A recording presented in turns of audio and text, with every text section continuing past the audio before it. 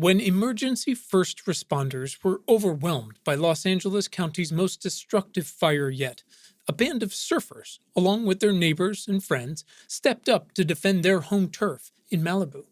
Their devotion to home drove them to show up for their community during the fire and for years afterward.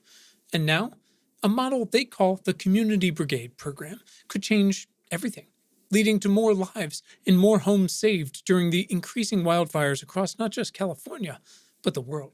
Join reporter Adriana Cargill from KCRW, NPR's All Things Considered, Crooked Media, and more, as she investigates a wildfire story that is not depressing, but is, in fact, a clear hope for the future. Listen now to Sandcastles, an award-winning podcast about home, how we create it, and why we fight so hard for it.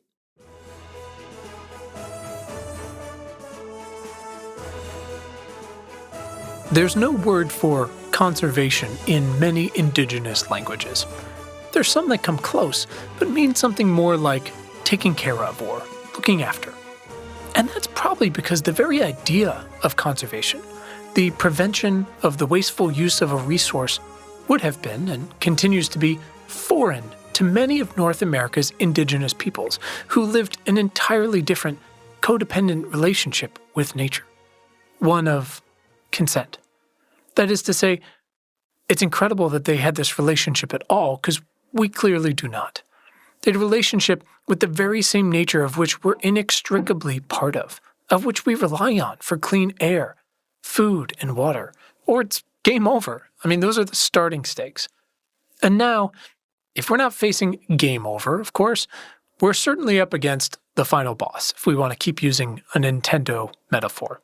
We live on stolen lands that were tended for thousands of years by indigenous and native peoples, and those lands have been dried out by mostly white settlers in what seems like the blink of an eye. Land that is now covered in cities and in suburbs, in industrialized agriculture, desperately and even controversially conserved as national and state parks. We live on and near waters onshore and offshore that are full of plastic and fertilizer, once bountiful, now overfished. And the receipts are in, right? It's not gone well for colonialists' stewardship of the single habitable ecosystem on this side of the galaxy, as far as anyone can tell. New voices are needed. New policies and practices are needed. And perhaps the most compelling ones come from our land's longest tenured human inhabitants. And while, yes, to be crystal clear, I'm focused on measurable actions we can take to build a vastly cleaner and better future for all people. But you know I work hard to bring you the necessary context so that we understand whatever we're talking about, whether it's AI ethics or land conservation, land restoration, whatever it might be, to understand how we got here, why we got here, to understand the decisions and the systems involved, all of which should only make us more effective at taking action, at making progress for more people. My guest today is Dr. Jessica Hernandez. Dr. Hernandez is an environmental scientist, a founder of the environmental agency Pina Sol, and the author of the new book, Fresh Banana Leaves, where she weaves together her family's relationship with nature, her people's relationship with nature. As part of nature, she weaves together her family's history of being displaced by war and colonialism over and over through this lens of eco-colonialism. And she talks about how restoration is the way forward, if we'll just start with simply listening. My guest today is Dr. Jessica Hernandez, and Dr. Hernandez is an environmental scientist, a founder of the environmental agency Pina Sol, and the author of the new book that I loved, Fresh Banana Leaves. Jessica, welcome. Buendeo, Paduchi Miguri. Thank you for having me here today. Of course. Jessica, before we get to conservation and restoration and the book and all of those things, I have a few specific questions we need to get out of the way, which are very important. A little while ago, you tweeted a list of things that no one ever asks you about in these conversations. And that includes, one, you used to play rugby, which is very exciting because I played rugby for a little bit. What position did you play? I was the hook. So I was like at the Oh, forward position. Yes. all right. So you're pretty quick. I think so. I'm also very short, so I think that fits the position. That's helpful. When I started playing rugby, I played a number of different sports and just really, I think, didn't understand what I was getting myself into. I remember a friend had given me some tapes to watch ahead of time. He's like, "You'll figure it out." I was like, I'm not figuring it out. It's crazy. It's crazy. When did you play? Where did you play? So when I was an undergrad at UC Berkeley, and I remember telling my parents, "Oh, it's like football," and they thought it was like football as in soccer, because usually that's how Sure. they refer to football as in soccer, but they didn't think it was like referring to American football. So when they saw the first game, they were like alarmed because I was playing that. That's awesome. I mean, to me, it felt like one of those sports you played and you're either definitely into it or like it's too much, for lack of a better word. Was the hook in you at that point? No, I don't think so. And I think I was dreading the 6 a.m. workouts because, you had to work out, lift weights with your team. And I think that, being in college, I was not for waking up so early. But I think, eventually, I think it was more of the sense of community, right? Because you become like in community with your teammates and the traveling, it kind of, gets you closer to them. But yeah, I was not ready for that at a young age. I can totally understand that. My first couple years in college, I was a swimmer. We would get up and be in the water at like 5, which now I look back and just think like, what were you thinking, man? I mean, just terrible life choices. And you said you love the All Blacks. For folks who aren't aware, the New Zealand national team, they're just truly outrageously inspiring and very, very, very good at what they do. Tell me how you discovered them. We will watch rugby games and, they're like the best out of the best in my opinion. And it's just something like a team that everybody aspires to become. But, we were not, I don't think we ever reached their level. But yeah, it was just exciting to watch their games. And it's still exciting to watch their games because they're continuing to, be one of the best rugby teams out there. Yeah, it's something special to watch. I mean, I try to appreciate all sport for what it is, but what they've done, and like you said, sustained over such a period of time is amazing. Number 2, you hate cake. Defend yourself. I need to understand this better. Yeah, I just never like cake. I think it's just a texture issue.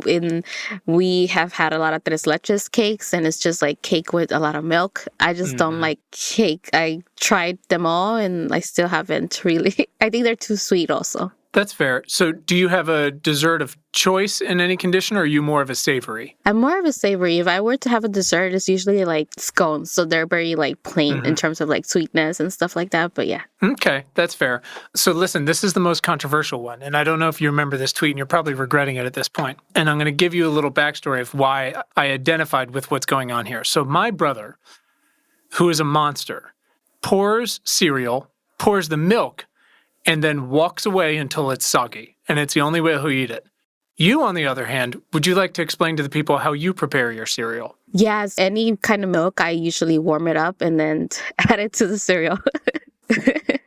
Okay, so just so I understand, so you warm the milk first and put in the cereal. You don't like microwave the whole thing together? No, not the whole thing. It's just warming the milk, yes. Fascinating. And then you eat it warm. I mean, I guess it's kind of like an oatmeal or a porridge or something like that. Yeah, and I also live in Seattle, which is like 99% of the time cold.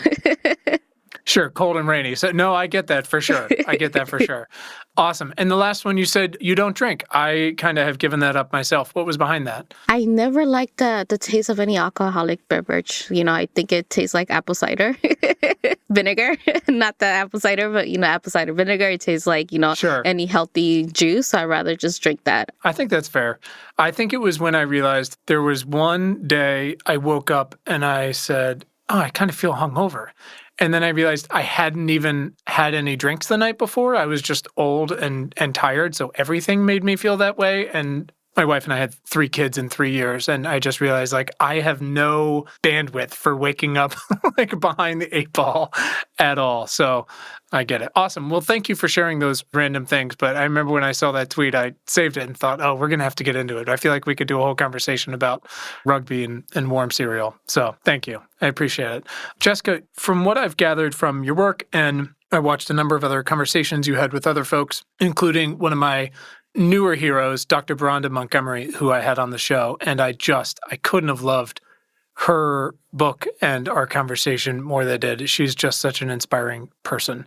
And it seems like your work seems to always come back to relationships.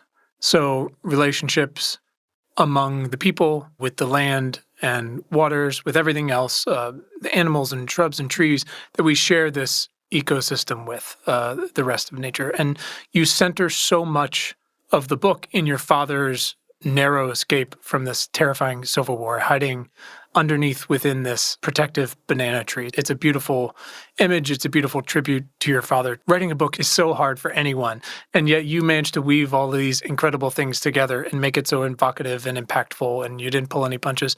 How did you come to this idea of weaving your father's story throughout what you wanted to say about your work?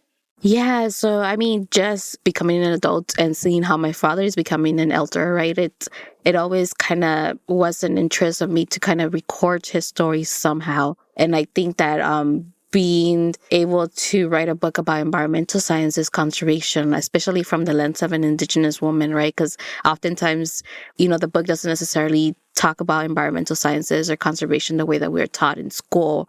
I decided to, weave his story, especially given that a lot of the teachings that I have integrated in my field of study have come from him, knowing that, we're displaced. So my father was my first teacher of nature, and also seeing how he manifested his relationship at a young age as a little girl with our environment, and also reclaiming that relationship, right? Because we were in a foreign landscape, in a foreign environment.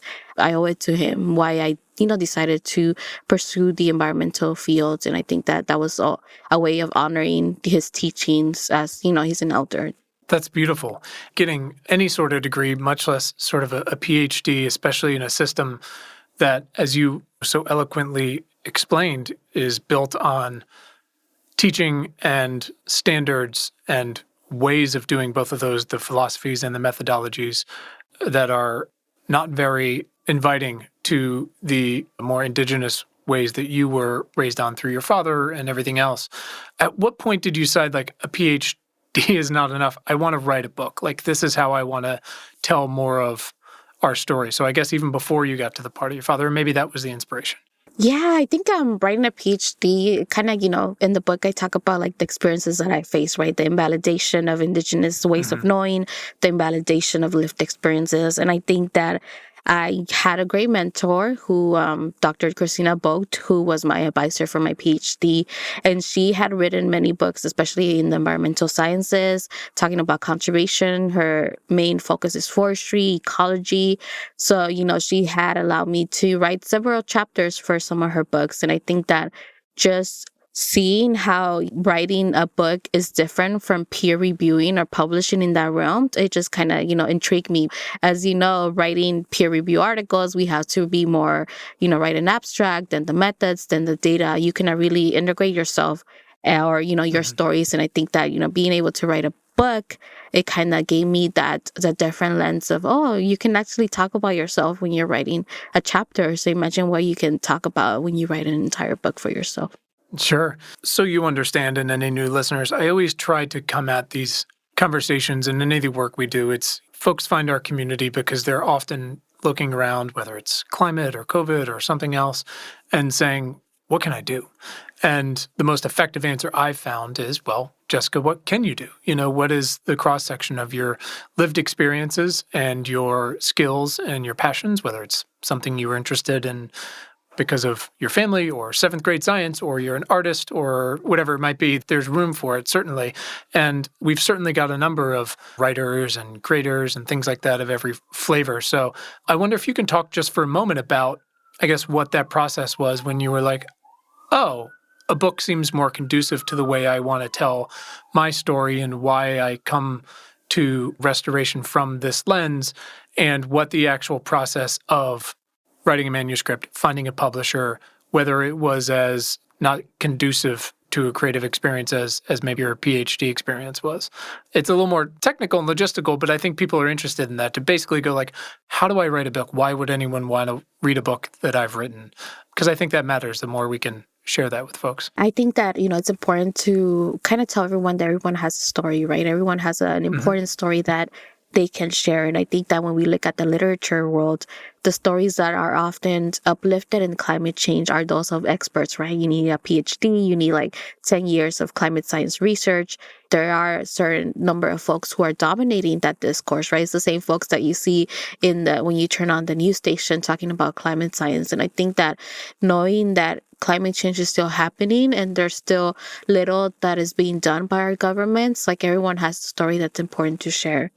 And when I wrote the manuscript, I sent it to several presses, and I think that I kind of shied away from the university presses because they're more strict on how you write, and I wanted to work with an editor who was going to let me write my story, right? Who wasn't going to tell me, oh, you need to write it in a way for more academics to only understand, or you need to include more terminology. And I think that that's why I decided to go under a smaller press housed in Penguin Random House, because they also had experience writing Indigenous stories, Indigenous books, written books. And I think that that kind of welcomed me into their environment because, they didn't determine how an Indigenous person should write. And I had read several of the Indigenous books that came from that press, and they're books that, have had a home in my bookshelf. So I think that that kind of inspired me to go with them as opposed to, university press where we write for the academic audience and not necessarily for the community at times.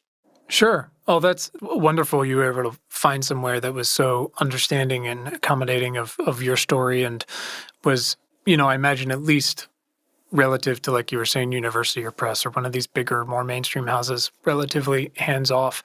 You submit the manuscript, you find this smaller house within Penguin Random House. What was the next step in your journey from there? I received the contract right before we went into lockdown for the pandemic. So I had signed the contract and I was like, oh, I'm going to write. I'm going to probably find a cafe to go every now and then, in between work or after work, The dream, especially. right? Yeah, Right. to read and write. And then, we went into extreme lockdown because the United States was like, oh, we're actually in a pandemic. Everything that we were saying was false. This is actually very highly contagious and it's leading us to many hospitalizations and deaths. So I literally started writing the book when we were in lockdown. So I think that my entire draft of like, oh, this is how I'm going to be writing the book kind of shifted completely. But I think it also allowed me to sit down and actually talk to the people whose stories are incorporated to kind of be in community with them. It kind of gave me a different perspective because I was not meaning to include so many stories, but I think that, being in the pandemic, understanding how we were going to thrive, even as a community that needed each other, that needed to talk to each other, it kind of gave me a different perspective. And I was like, wait a minute, instead of just incorporating my father's story, I should incorporate other people who I'm in community with as well, their stories, and because they're important and they're also a way of, how I wanted to write this book. Wow, that's fascinating. I mean, it's just, and I imagine, a lot of folks feel this way if they have been lucky enough to be able to do their work in a safe, relatively safe environment the past couple of years. I imagine there's a lot of people that at least somewhat similarly have approached it, especially from a creative point of view, just realizing like they're doing work that they've always wanted to do or maybe dreamed of doing, maybe not in a cafe, as we sort of paint the picture, but at the same time, doing it through just an entirely different lens. I remember back growing up when a teacher would say, write a paper about anything, even if it was third grade or high school or college, I would always spin and thinking like, what do I write? What do I do? This and this and this. But I felt like I was more effective when a teacher would say, write me 500 words or 3,000 words about the last week of summer vacation. And then I think, oh, constraints, like that's super helpful. Like I know what to do and that can help paint the picture for me.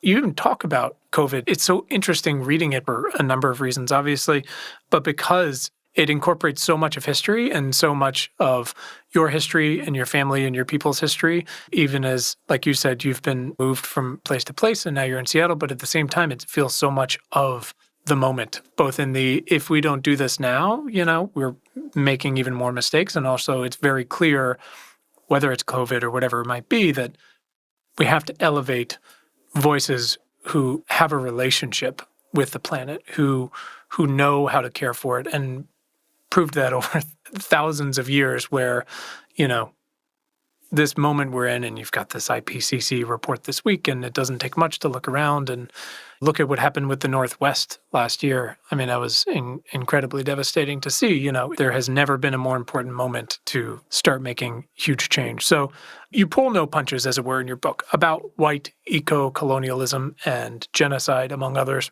How important was it to you in writing the book, and also now going forward in your work, Pina Sol and otherwise, that we not only find a far more practically holistic way of restoration and care and relationship building with the earth, but to tell the story of how we got to this place? How much does that matter to your work, so that I guess we can understand the mistakes that have been made, again, by folks who look like me along the way? Yeah, one of the reasons why I incorporate that, the history of settler colonialism is that oftentimes as scientists, when we're practicing our science, we kind of exclude ourselves from settler colonialism. Like when we talk about marine sciences, do we really know the history behind what founded that field of study, right? Do we know the indigenous contributions to that field, especially from the indigenous peoples of the Pacific Islands who were navigating our oceans? Sure. And I think that as a result of that, writing the histories, especially a history that's still embedded in our society, such as settler colonialism, it allows us to reflect a lot on the things that we can actually do moving forward, especially knowing that, for instance, this year, the IPCC report mentioned that, oh yeah, we should actually listen to indigenous knowledge and include indigenous knowledge, despite the United Nations COP conference excluding indigenous peoples from their platforms from, actually being invited. We had every representative except indigenous communities who were still trying to fight against the pandemic, right? Because a lot of indigenous communities, while the United States Native American tribes have led a great effort for COVID, a lot of indigenous communities of the global south don't really have access to vaccines, and they're still trying to grapple with that. And I think that, it's kind of ironic that you have the COP conference and then you have the IPCC report kind of, notifying that, oh, we should actually listen to indigenous peoples and integrate their knowledge, because it's a little bit ironic, right? Because when you do have the platform to actually uplift those indigenous knowledge systems, you actually don't do that. But, and it's always done in writing, right? And I hope that that kind of translates to actions. And I think that as an indigenous woman, I have experienced a lot of lip service, right, as we call it, and there has never been any action actually enacted to do what they're saying they're going to do. So I think that that also parallels the realities that many of us still live today, right, as indigenous peoples in the environmental discourse and, field. I love that. And I was curious, in knowing our conversation was coming up and seeing, like you said, that lip service in the IPCC report, but at the same time, no real cooperation within COP itself, which, a complicated beast unto itself. And it really is remarkable, because it's not difficult to look around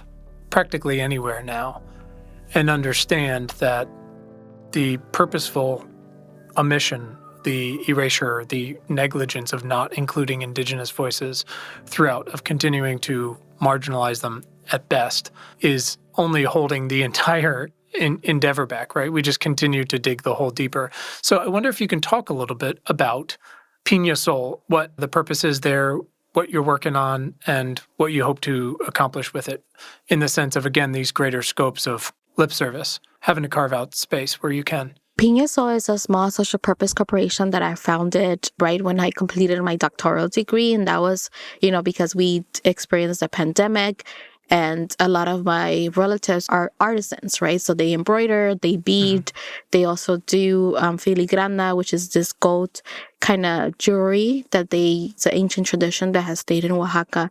So I wanted to support them in the small ways that I could, especially given that, in the pandemic, tourism was going to shut down, especially, and they relied a lot on tourism. So I think that that was the sole purpose of it. And then I decided that, I can actually integrate some of the consultation services so that we can start having these conversations with organizations who can actually have the power to enact changes, who have the power to actually, start reflecting and being like, oh, maybe we should include indigenous peoples, but how do we do that? And I think that, just growing small social purpose corporation, and the social purpose corporation is one of the business models that Washington State has. I think Hawaii has that as well. And there's one other state that has that model where you can make some profit, but it's for a social purpose. So it's kind of like a business kind of integrated with like a nonprofit, but not necessarily in the sense of a nonprofit that cannot make any profit. So I think that,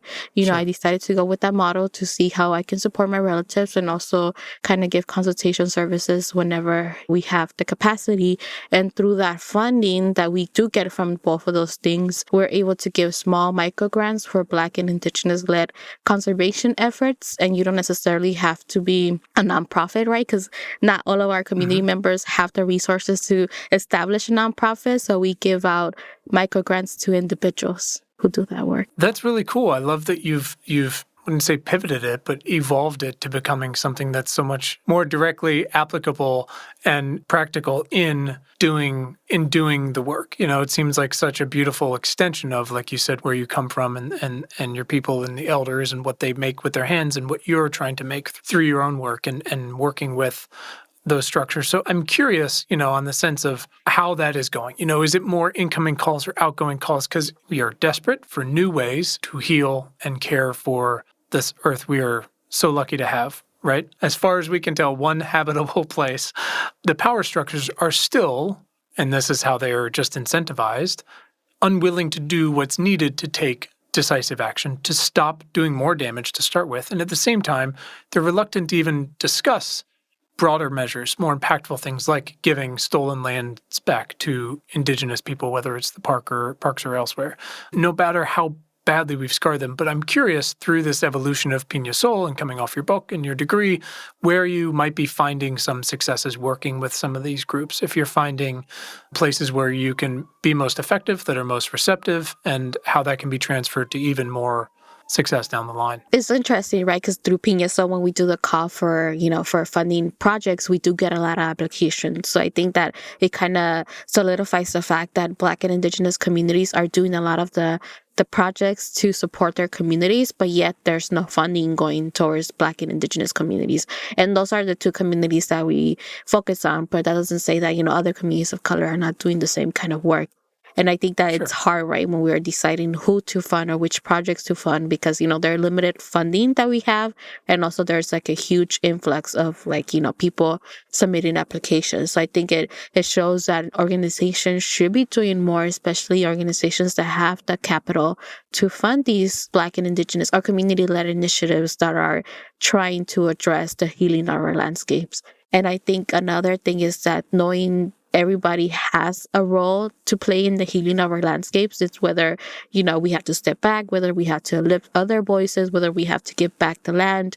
We all have a role, and sometimes it's finding our position in that role and seeing whether we're willing to do that and do the actions that our roles tell us, demand us to do as people. Mm-hmm. Mm-hmm. Do you enjoy this place that structurally that, how Pina Sol is set up as, like you said, it's not a nonprofit, it's not a profit, it's a special sort of newer social thing, but also sort of being this conduit almost between, like you said, funding and then finding a way to apply that to people, artisans who can do things, and it doesn't require much to enhance their efforts. Like you said, even a micro grant can go so far. We had a wonderful conversation with a couple of the folks who work with this large anti-poverty organization called Give Directly.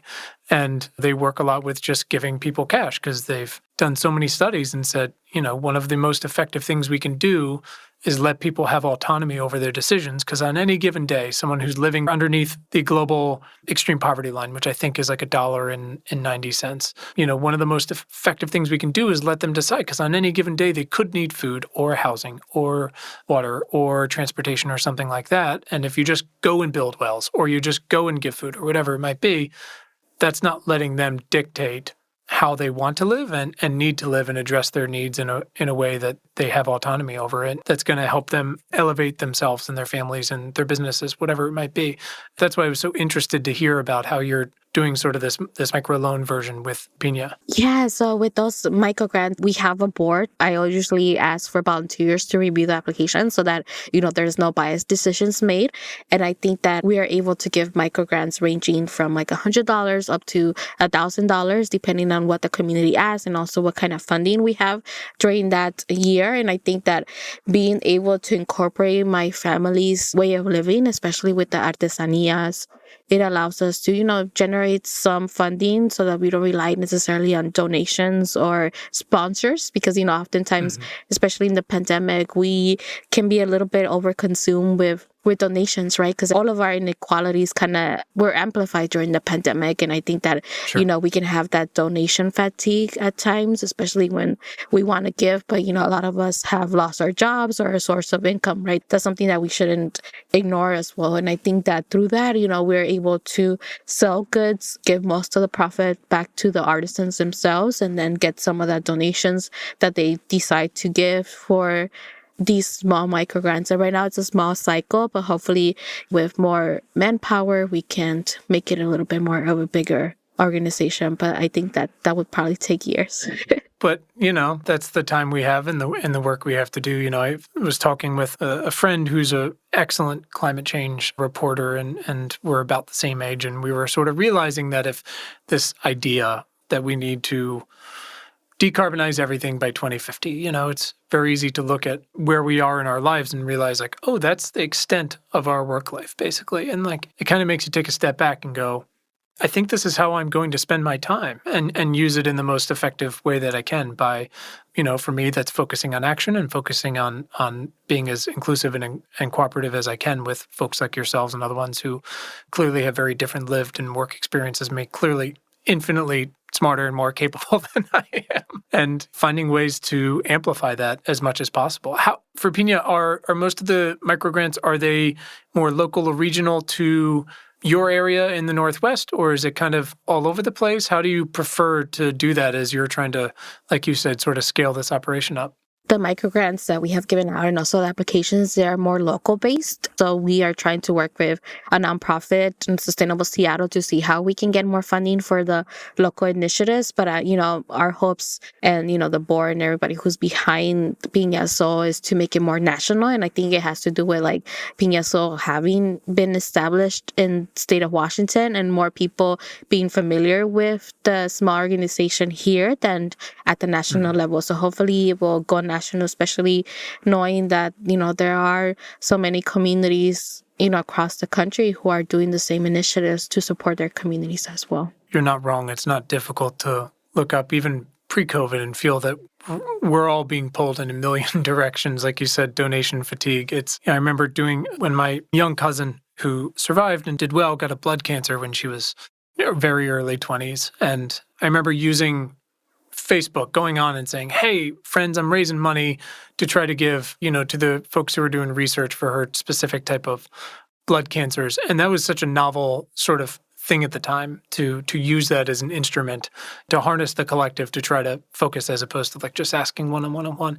And now, flash forward, again, even pre-pandemic, there's so many people and groups and marginalized people or people who have some sort of pre-existing condition or some sort of tragedy, and we're just all being pulled in so many different directions at every time that it's really hard to focus as someone, either if you're trying to give it or someone like yourself who's trying to give it, but do it in this focused way to identify how do I most successfully bring in enough funding to keep this going, if not to grow it. But it seems like identifying such a specific use case is a good way of going about that so that people can sort of identify in their mind, oh, this organization does this specifically, and that's something that I care about and I'm interested in and I want to support and elevate. Do you find that that's helpful, that you sort of have a calling card almost to say like, this is what we do? Yeah, that's something that we do. And also I think one of the things that we do is that we also amplify mutual aids. And mutual aids is like,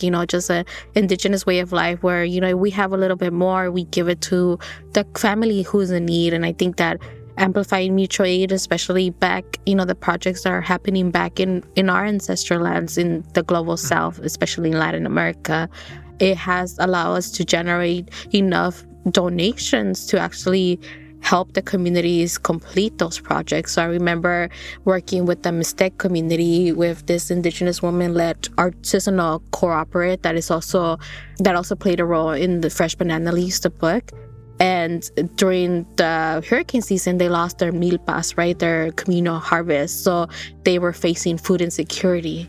And as a result of that, we decided to, create a mutual aid so that we can support the communities, especially the people who were most impacted, which was single mothers and elders, because they didn't have any other economic or income source. So we were able to fundraise enough to provide them with food for an entire year. And that was through a mutual aid effort, and knowing that being in the United States, the US dollar carries a heavy weight globally, especially in the global economy. So a dollar sometimes is up to 21 Mexican pesos, which is a lot of money in Mexico.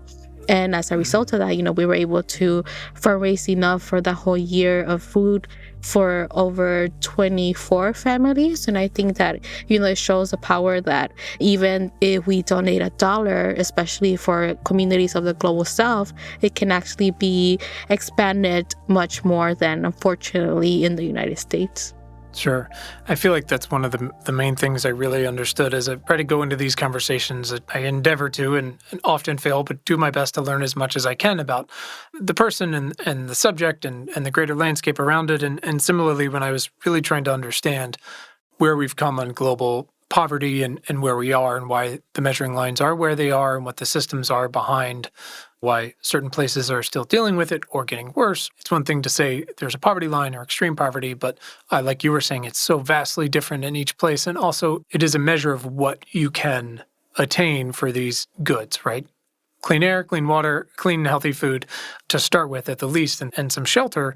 It's really remarkable how much, and we have enormous structural systemic problems here, and most of them are undergirded by racism. But it is incredible, like you were saying, how far $1 can go in some places, especially places, like you said, when those hurricanes came. I mean, millions of people just devastated, and so many of them are, to sort of categorize it in a lazy way, subsistence farmers, which is they're growing the food they eat. They're not going out and buying a whole bunch of other stuff. And your story of how the milpas was lost was just crushing. And I really appreciated the nuance you took to really explain what that whole process was like, how it was supposed to work, and then so I could better understood how it failed and what that meant when it didn't, and all of the different pieces of the ecosystem that were related to it.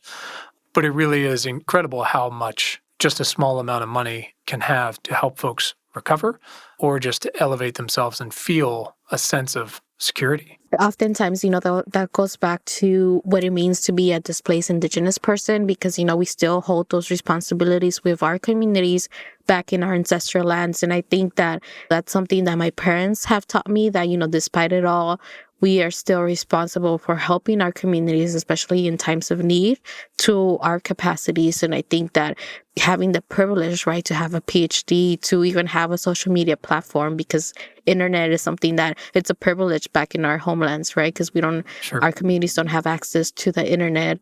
I'm able to elevate those mutual aids and get donations. And I think that, it takes a community and a village to do that kind of work. And it also goes back to the responsibilities, right, that we have with the land, with the people, and in my case, also with my communities back in my ancestral lands as well. Well, I appreciate you sharing that. Again, just on top of this idea, this necessary but so lacking fabric of relationships, again, not just with each other. Should I wear a mask? Should I not? Who does it matter? Am I protecting myself? Am I protecting other people? But also, again, applicable to the land and the water and the animals and the plants, whether they're edible or not. And you talked a little bit about consent. And there's this notion, willing consent is this thing that Americans are dealing with on such a far-reaching and intimate scale these days, right? So women are increasingly standing up to men who take advantage of them, right? But they still have to fight, and often, as we've seen, fail to keep sexual aggressors off of the Supreme Court, right? You've got the largest companies of all time started here, and now in this sudden race over the past 10 years, they are able to collect and profit off of our data, our actual locations, and often either without our consent, only discovered later, or if they have it, it's buried underneath pages of legalese that few people are ever going to read, much less actually understand without a degree, right? Equivalent to yours, but in an entirely different profession. Again, there's this beautiful history of living in a relationship with the nature around us that we should ask consent and similarly show gratitude for what we take, because we are taking it, right? And that we should only take what we need. And I thought about it. I was watching a presentation that Robin Wall Kimmerer gave pretty recently.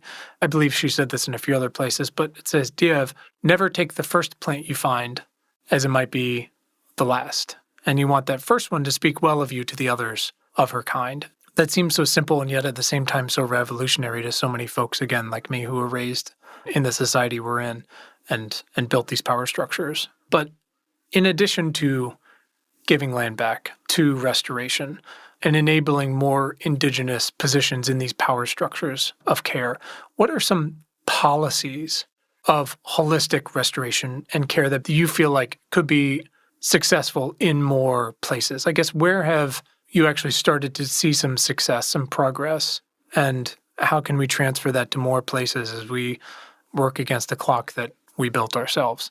So I think living in the state of Washington, right, the example that comes to mind is like when the tribes fought to get their treaty rights recognized, where they have the right for 50% of the custom salmon species that come through this region. And I think that took them to take their fight to the legal court system, and that's known as the Bolt decision, where Judge Bolt decided that, actually, yes, we should actually enact the treaty rights and give tribes the right to their salmon.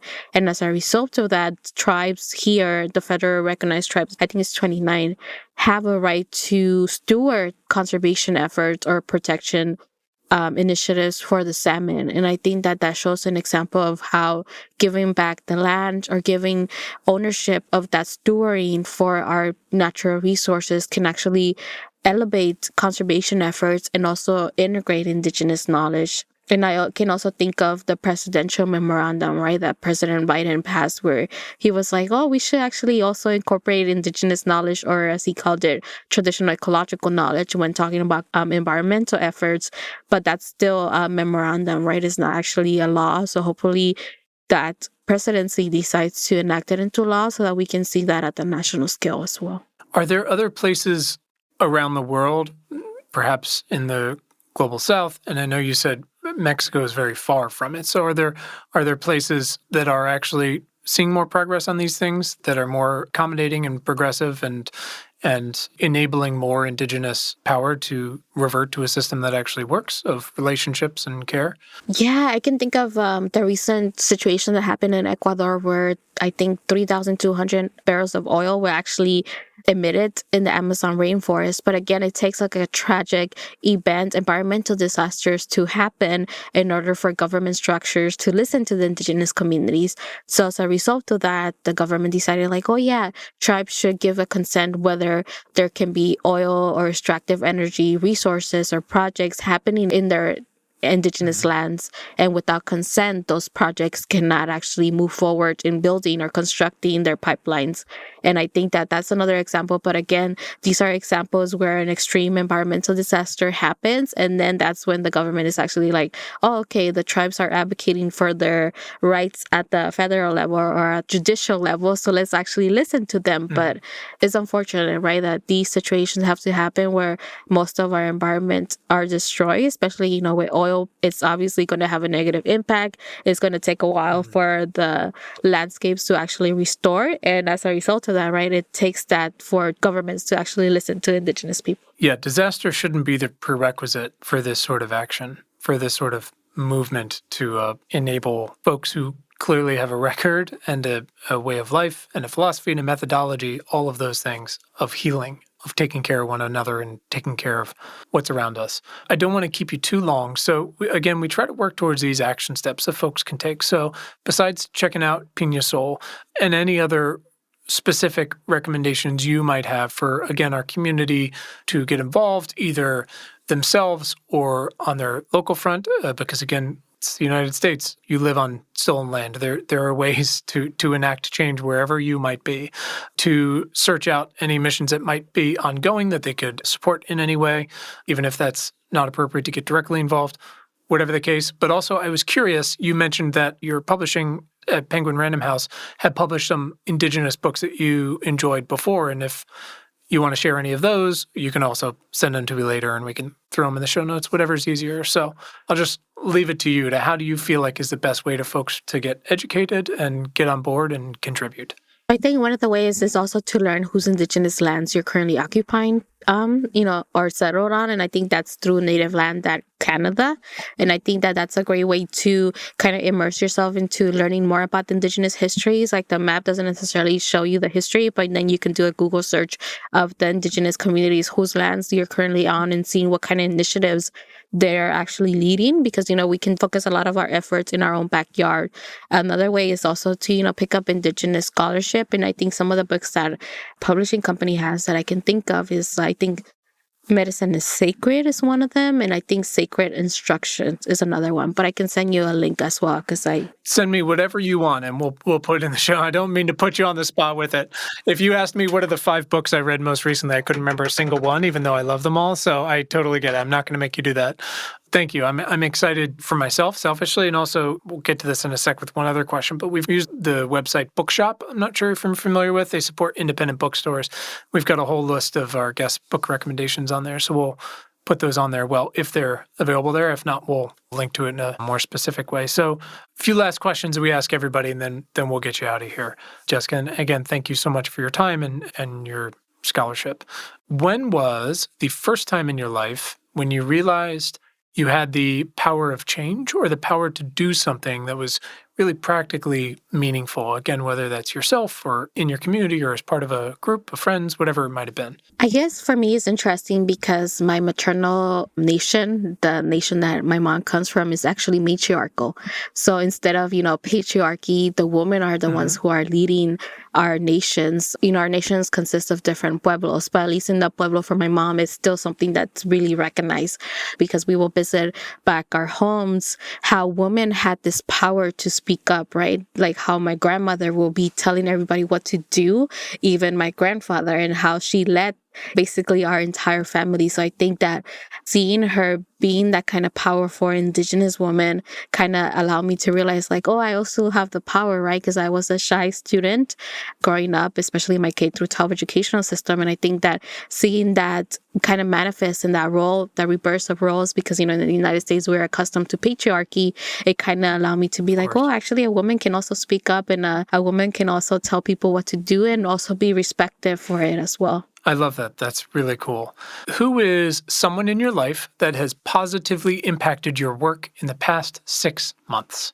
Dr. Baranda Montgomery and also Dr. Chanda Prescott Weinstein, because they're both Black scholars who have actually written books also, and they have kind of taken me under their wing and also kind of supported me, right, as a young writer and also as somebody who just published their first book on how to actually do these kind of things. So I will have to give them both props. Oh, I love that. Well, I couldn't have enjoyed my conversation and getting to know Dr. Baranda Montgomery enough. On top of her own scholarship and her work, her entire philosophy and attitude towards mentorship is just so beautiful and something to learn from.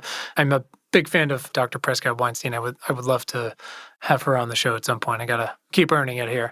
Jessica, when things are chaos and difficult as they've been for a while now, what is your self-care? How do you take care of yourself? Because that is actually just as important as sort of what can people do. People are trying to do the right thing and help, but they're also like, I am completely burnt out.